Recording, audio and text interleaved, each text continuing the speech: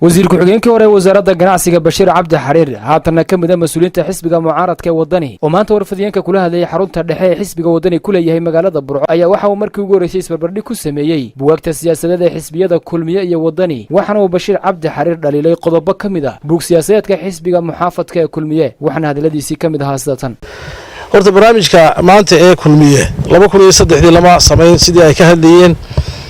barnaamijkaasi wuxuu barnaamijkii hore oo isagu wax laga soo qaaday barnaamij cusub ee hadda sameeyay bishii sanadkii 2017 soo baxay halka barnaamijka wadani 2016 soo baxay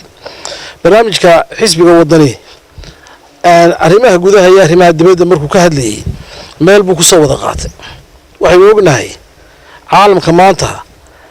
dal kasta gudihiisa waxa ka jira ayaa saameyn ku leh waxa dibadda ka jira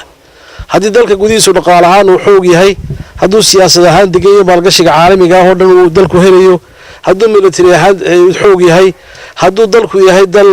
arrimaha iyo arrimo ka wax soo saar leeyahay waxay ay humaaga gudaha ka jira ayaa dibadda kaaha uu sameeyo ayaa arrimaha dibaddu ay tahay taa dadka si ugu sharaxayeen maaha laba tiir oo kala fog maaha waa laba tiir oo xiriir leh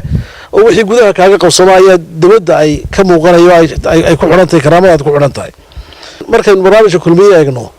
waxbarashadu aad iyo aad bay ugu liitaan waxay ka soo qaadeen waxbarashada sare haba yaraatee wax ay ku xuseen haba yaraatee ma jirto tacliinta sare waxay ku xuseen ma jirto aad iyo aad bay halka ugu liiteen waxa kale oo iyaguna aanay soo qaadin markii dawladweynaha ka hadlayay si guud bay uga hadleen oo ay yiraahdeen waxaanu sameyn doonaa tiknoolajiyada casri ah laakiin habka loo adeegsanayo wax faahfaahin kama bixin halka barnaamijka wadani faahfaahin ballaaran qodobadaas oo dhan uu ka leeyahay waxba lagama soo qaadan runtii barnaamijka markaa ku saabsan xagga wadani shanta sano soo socday doonayay inuu ku shaqeeyo waa barnaamij ka ballaaran oo aqoonyahan badan isugu tegay oo hadda dadku ay rajada qoray leeyihiin tahay maanta isbedel doonka inay kaga qayb galaan waxaan arkayay niman kale oo iyaguna ka hadlayay ku saabsan arrimaha ka hadlayay xagga dhaqaaleyahana oo xisbiga ka socday iyaguna hadlayay oo arrimo badan oo dhaqaalaha soo bandhigay horta sideedaba nin aqoonyahana iyo nin dhaqaaleyahana iyo nin qalbigiisa nuur ku jira kuma dhex noolaan karo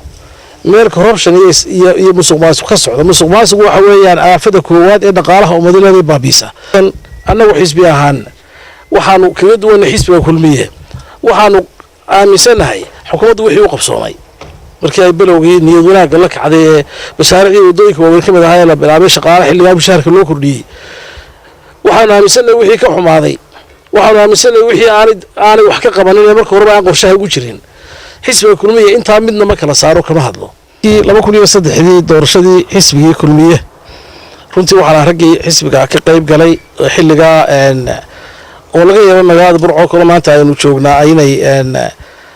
qaybsanay oo runtii siyaasaddu ay qaybisay xilligaa raggii ku dadaalay arrinta in meesha laga saaro 14 sano ka soo wareegay in maanta mar labaad halkii lagu celiyo oo halkii ay beelaha ka ahayd lagu celiyo leeyahay beel iyo beelba ama xilfi ama wax isweydiisanaya taasna dib dhac weyn bay dalka ku keenaysaa waxa loo baahay cid xisbi oo looyaysa ama magac xisbiga ku walalaysa ama magac beelada ku walalaysa gobolkii ay tagaanba ina beelaha dhan si isku mid u la wada kulmaan oo xisbiga oo leeyahay codka u weydiiyaan maxamed mataan gabalax maxamed mooto Ariel TV Burco.